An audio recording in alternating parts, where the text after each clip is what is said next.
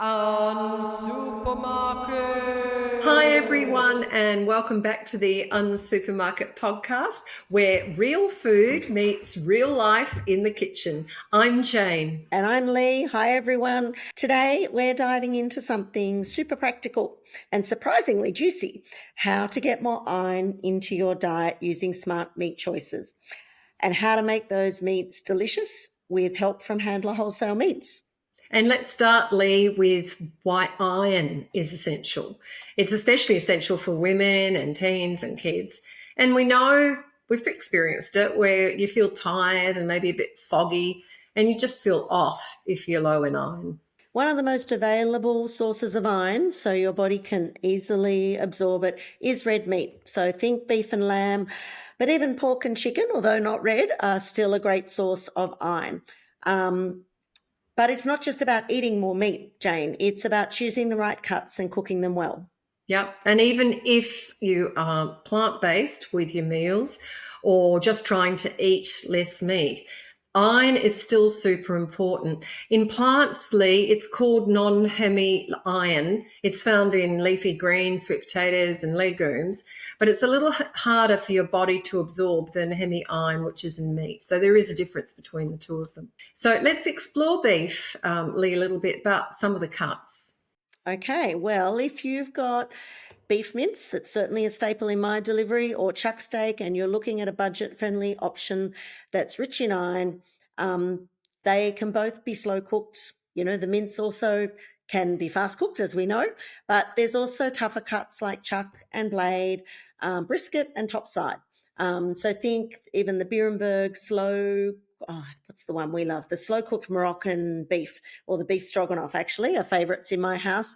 And they're really meals that are slow and so such an easy thing to cook throughout a day for your family. Chickens. We forgot the chickens.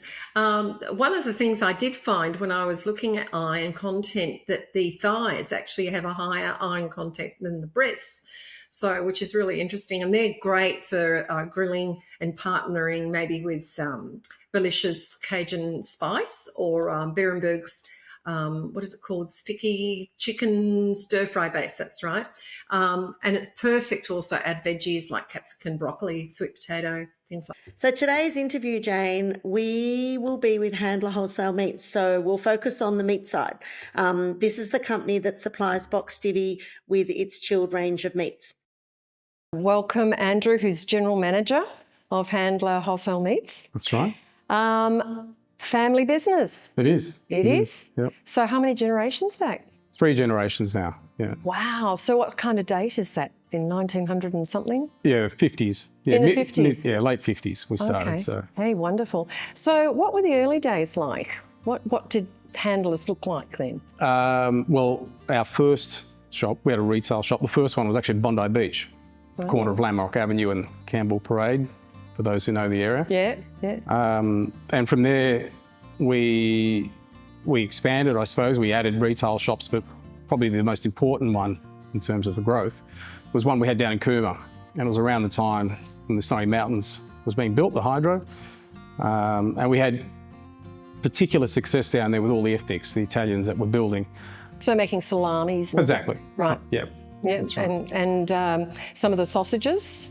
Sausages, yeah. Basically we would have been one of the first, if not the first, to bring continental butchering. Yeah. Oh, wonderful. And so after the 50s and you're moving into the 80s and 90s, what changed in the industry for you and your business? Yeah, so we added more and more retail shops. At one point we had, a dozen retail outlets in and around Sydney, and it, believe it or not, was the change in the law where fresh meat could now be sold at supermarkets. So that was really the beginning of the end for the corner shop. And we saw that. At that stage, my father was running the business and he had to pivot. And luckily in the right direction, we sort of phased out the retail. It was no longer viable to have all the shops. And we're seeing shrinking, shrink wrap and the whole thing happening. Grocers closing. Yep. Because again, supermarkets really pounding down on price, and so the local blow can't Absolutely. compete. Yeah. So where did your market then shift when that was happening? Well, going into wholesale meant we were, schools, hotels, pubs, clubs, and obviously wholesale to the public. The issue with the retail was the convenience. Back in the 50s, 60s, a lot of the shopping was done by the housewife. So convenience was really important. Going to the butcher and then getting it back into your car to go to the fruit and veg and then getting back into your car. It was no longer as convenient as going to a supermarket, and that's why it was very successful. So, Andrew, in the old days, your father was talking about the fact that, and you talk about several generations, actually purchasing meat was different. How did your father go about purchasing meat? That was bodies of beef, bodies of lamb. And where did they buy that from?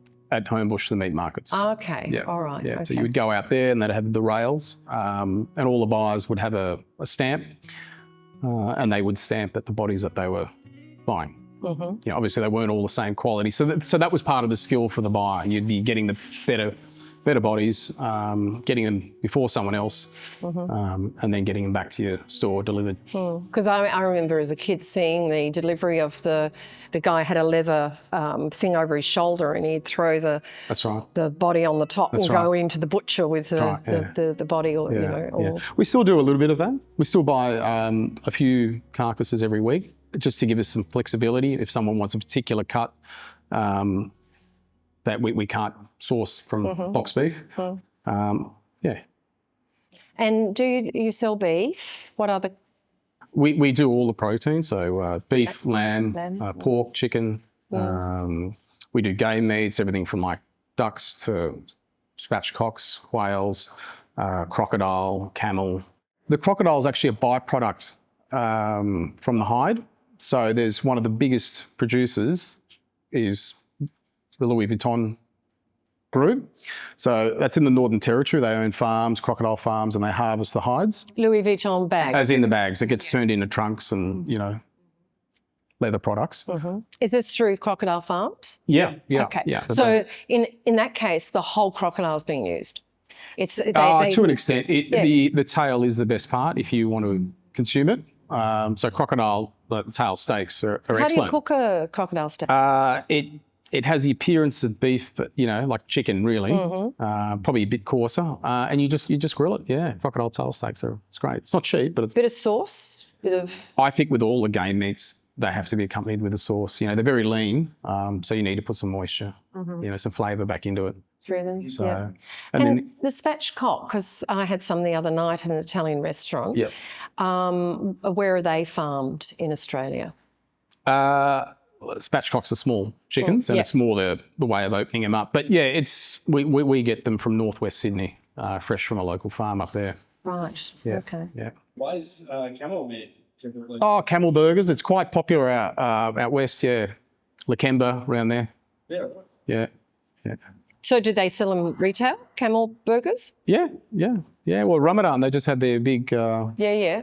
We were selling pancakes. Yeah, there was a special stall out there I saw, and Camel burgers. So, yeah. Wow. So I'm a former Esperance girl. On the farm we had sheep and cattle, and we had... sheep was the big thing for us to eat. Why has over the years lamb become so much more expensive? Because lamb used to be our take-home. That was what we could afford.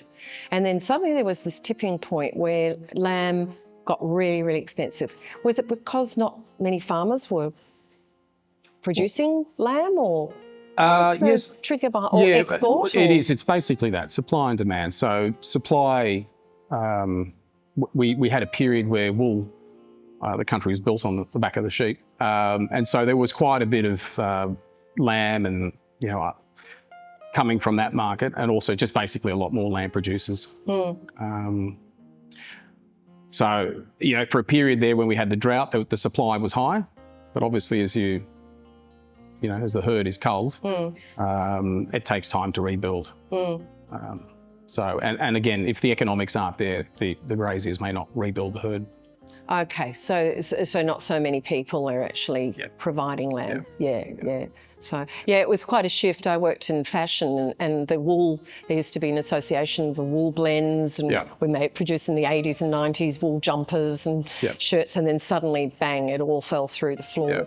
Let's address the price of meat.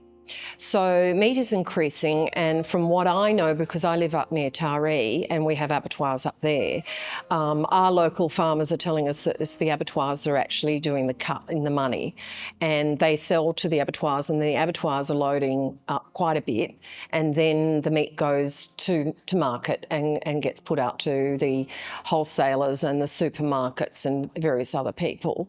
How has that affected you in your pricing and getting that upward pressure from we are a price taker. The reality is most of the protein that's produced in this country is destined for export, and the reality is, you've got a lower dollar, and it makes our products more attractive basically to foreign buyers. So ultimately I'm competing with a butcher potentially in the US, in Europe, in Asia. The abattoirs have two prices on the day. It's either export or domestic, and they're businesses. They're looking to maximise their returns, and they'll pick the best price on the day. We're going to get a turning point soon if America puts tariffs on Australian beef. It's possible. It's possible. We just don't know. I think the tariff is quite low. It's only about 8%. Right. So it won't be significant in the export area. They'll still pay for it because they want it. Because Australian beef is loved. Yeah, look, if it's going to the US, it is. It's loved over there. They need our products there because it's such a small amount in terms of percentage. It probably won't have that much difference. The issue really is if China bans American beef, you may see some strong demand for Aussie beef because, the Chinese importers will be looking elsewhere in the world because they'll no longer be able to buy from the US. Okay. So there's a few factors at play. Yeah. And they are different products. There are different products that both markets take. But yeah, look, it is possible. We could be seeing higher prices. Family business. Tell me the proudest moment for your family it's obviously going to be many proudest moments, but what's one of the proudest moments that stick in your mind? I think a couple of things. One's obviously legacy. Having 3 generations, almost 75 years in business. I'm very proud to be able to continue that. And also I'm probably proud of my staff. We've got several staff members that have been with us 25, 30 years. And so we've able to retain them. And they've become like family. We work very close together. The banter, it's probably not TV. Colourful. It's colourful. It's very, very colourful, but it gets us through. And there really are funny mob butchers. They have a terrific sense of humour. But yeah, it'll be the banter that's shared every day. So we go through these fad diets and they sort of say, fat's not good for you. We need to do low fat. Okay, oops, we went to low fat. And what they did was put too much sugar in to compensate for the flavour. Yep. And now we find fat is actually really good for us. And there's a reason for meat having fat. Can you tell us a bit about the use of fat and leaving it in the meat? I think in terms of cooking, fat is flavour. In addition to fat, a lot of people don't know that marbling, there's a difference between the marbling and really the subcutaneous fat, which is the fat just under the hide. The marbled fat typically has a high percentage of omegas, omega-3s and 6s and so on. So if you're going to eat fat, the marbled beef is probably the healthier. And that's the one with the little white lines. Yeah. So what kind of cuts would have marbling? A lot of the loin cuts that have it, the 4/4 cuts, but any of the cuts can have it. It really just depends on how the animal's been fed, what sort of life it's had, and its genetics, if it's prone to marbling. I hear a lot of feedback from the chefs at restaurants that are buying and purchasing your meat. They tell us, we actually, that cut comes from handlers, they will tell us that. Can you talk about the standard of quality and where you actually send a lot of your meat as well, besides box divvy? Yeah, so we've got a very strong presence in Sydney in the hospitality trade and the restaurants, cafes. We are very, very strict on the quality that they want. They really want the highest quality possible. Not only that, trimming, they really want their products trimmed and ready to serve. They're short staff as well in the kitchen, in time and with labour. So you're doing a lot of their butchering? We are. We do a lot more. That the business has actually changed a lot in that way. We're doing a lot of the chef's work these days. So we're giving them that convenience.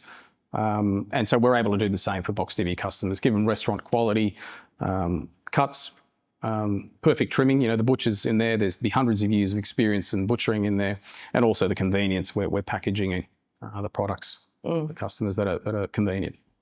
And when you do your packaging, cryovac? Yep. Yeah. Can you talk just a little bit about cryovac and what's required when you open your cryovac meat? Yeah. So cryovacking meat, the main purpose of cryovac is to remove the oxygen out of the bag, and by doing that, you're able to extend the shelf life. Some people aren't aware that when you do open certain cuts, there can be a bit of an odour. It's like an egg smell. It's like an egg smell. It is. It's a sulphur smell, and that's a normal thing to have. Where it's not normal is if you've opened that bag onto a plate, and 10 or 15 minutes later it's still present. The meat may still be maybe. So like a good wine, you actually air it. Yep. Let it air like a good wine. Yep. In fact, you could open your bottle of red at the same time, air both your meat and your wine. Why not? And why not? And then prepare it for cooking. So what is the thing that you essentially would love more people to know about handlers? I think, again, it's just the basics. I think customers can rely on us for consistent quality. We aim to give our customers the best quality that's out there, great value, and then service. You know, we really want to be with them week in, week out, and not let them down in terms of, you know, their meat needs. Andrew, thank you so much. Thank you. Again, Jane, isn't it interesting to see a family business hand on to the next generation? Yes, the passion shines through with Andrew, it really does. Now, continuing on with the meat theme, we have a delicious cooking segment today. So we've got a beef rump cap with chimichurri. So the chimichurri is actually an Argentinian uncooked sauce, or it can be used as a condiment or a marinade for meat. So many of you might know that marinating a meat does make it more tender. This has been cooked by a member in Farnborough Heights. He and his wife Silvana run one of the Farnborough Heights hubs. We've got 2 hubs in Farnborough Heights, which is in the Illawarra region. So with this is one of their favourite cuts that they cook for their family. Dougal McCullough. Hi, my name is Dooges, and tonight I'm going to take you through how to go through and cook what we love to eat at home, which is lovely fresh produce from Box Divvy, of course, the supermarket champions of the world, as well as this lovely rump cap, which comes from Handler Meats. I don't think we have bought meat from any other place for the last couple of years because we just don't need to. The meat is amazing. It's a slow cooked meal, and the slow cooked meals are the best things ever because you can put them on, go away and do a whole bunch of stuff, and then come back and have a delicious meal. So I'm going to take you through how to do the chimichurri first, and this is the ingredients for the chimichurri. Some shallots here, beautiful fresh parsley, lovely coriander, some lemon, some Nadine potatoes, and these amazing sweet potatoes as well. And of course, the main ingredient for chimichurri, which is the red wine vinegar. So what I'm going to start with now is the rump cap, also known as picanha. It can be done many different ways. Tonight, we're actually going to roast it, which is, I think, another lovely way to do it at home. So the first thing you've got to do is to grab the picanha, and we need to grab a sharp knife, always grab a sharp knife, and we need to score the fat because this is where the flavour comes through from the fat. So we're just going to give it a nice cut along the top, so make sure you get through the fat and into the meat, probably about 1 centimetre or 2 wide. Cut those wide. I like to do it this way. I like to give it a nice score all the way through so we can get the lovely salt and pepper through to it. Let's grab our salt. Liberally over the top. Salt does all the hard work for you. Very, very similar. Just grabbing this cracked pepper, as you can see here. What it's going to do, it's going to create all that lovely crispy bits, which what the oven does for you. Beautiful olive oil. Rub it all over the top. And that's ready to go in a griddle pan, because what we want to do is we want to grab the fat, we want to render the fat and get some nice brown notes on it, because the brownness when it goes into the oven is all the flavour. So I'm going to leave that here for the moment. I'm going to get the pan hot and then we're going to stick it on the pan.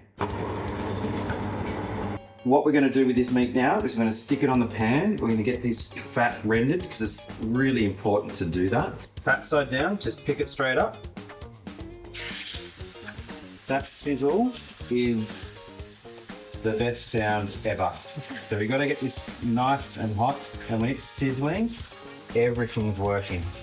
So we're just going to let that fry off for about sort of 4 to 5 minutes, because we need it brown. We don't want it black is burnt.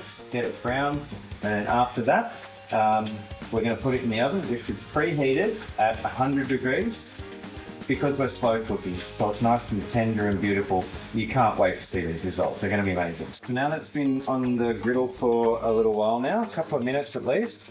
Wait till you have a look at how amazing this is. Look at that. How can you not love a piece of meat that looks like that? I love it. I love it. I love it. I love it. And it's what makes me happy. So now that we've got it there, we've got the oven preheated. So now I'm going to grab that and stick it in the oven, and we'll let the oven do all the work, and we're going to get onto our chimichurri. Now the rump cap is in the oven. It's doing all its magic. So we want to roast some veggies, because roasted veggies and meat just awesome. Simple thing to do is just to cut them in quarters, because we're just going to parboil them. We don't, in our house, we don't take the skin off the sweet potato, because the skin has a lot of flavour. I like it anyway, and sometimes it goes a little bit crispy, and that's all the gnarly bits that we all love. And we'll stick these in and get them parboiled now. Okay, now it's time for the chimichurri. Hands up who's never tried chimichurri before. Yeah, okay.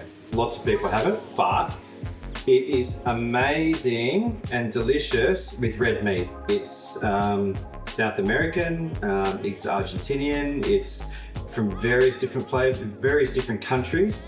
So what I ask you to do is use your mouth to be the best guide for this, because you can use this size of coriander and this size of parsley, but we're using this size of parsley and that size of coriander. You can use rocket, you can use other green herbs, whatever you like. The big ingredients for chimichurri is all about the vinegar. You'll see the recipe, so you'll be able to know what sort of base ingredients to go with.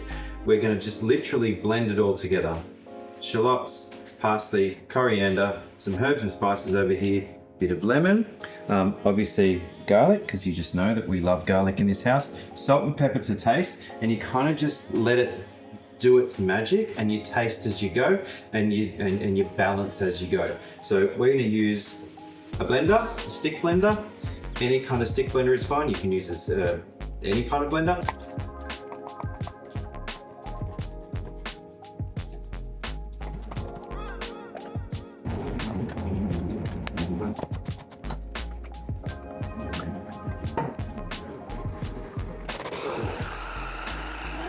Now we're getting there. It's looking like that beautiful chimichurri. I have to give it a taste. Oh, yes, please. Yum. You need to try some too. This is delicious. Chief taste tester. You have to. Oh, yum. How delicious is that? Honestly, you can have this with veggies. Or just on its own. Yeah. I'm just going to have it on its own right now. And here we have it. Absolute awesomeness. This is the rump cap, slow cooked, 100 degrees for about an hour and a half, hour and 40 minutes. Now what we need to do here is to crank the oven, because we've got some veggies in there. Crank the oven to get them nice crispy. So resting meat, you can either just leave it here. I don't like to leave it here. I like to wrap it, because what happens when you wrap it is the meat reabsorbs all of the lovely juices and stuff which you definitely want to have. So wrap it in foil, nice and tight, both ways, preparing beforehand obviously, and you can just leave it here for 20 minutes and let the meat do its thing, and I can't wait to have this. It smells amazing. Okay, so this has been in the foil for about 20 minutes. So I'm just gonna unpack it. See all the lovely juices down the bottom. Nice clear juices. Absolutely beautiful. Slices up here. Look at that. Beautiful, beautiful meat. The best thing about this meat, cooking it like this, is we can have some dinner, and there's more than likely going to be some leftovers, and they're great for sandwiches. So now we've got our beautiful meat. I'm just going to leave it like that. I'm going to grab the veggies out of the oven. Lovely, beautiful, sizzling veggies. They are the best. 4 of those. And then, obviously, it's beautiful, beautiful chimichurri. Now you can have it on the side. I like to drizzle it over the top. A little bit of this beautiful olive oil. And that is a beautiful meal, unsupermarket, amazing from Box Divvy. Meat comes to your door. You go and collect all of your beautiful veg from your local hubster, and everything is just amazing. So hopefully you can have a great time cooking delicious produce from Box Divvy too. Fantastic. Jane, the leftovers from this meal, I must say, are great for making sandwiches and wraps. If you end up with any leftovers, or something even like a Thai beef salad. Yum. Nothing goes to waste then. Definitely not, all used. So that's it for this podcast. So listeners, if you love this and want more, please like. And if you've not done so already, subscribe. And please do share our podcast with a friend. And remember to Supermarket.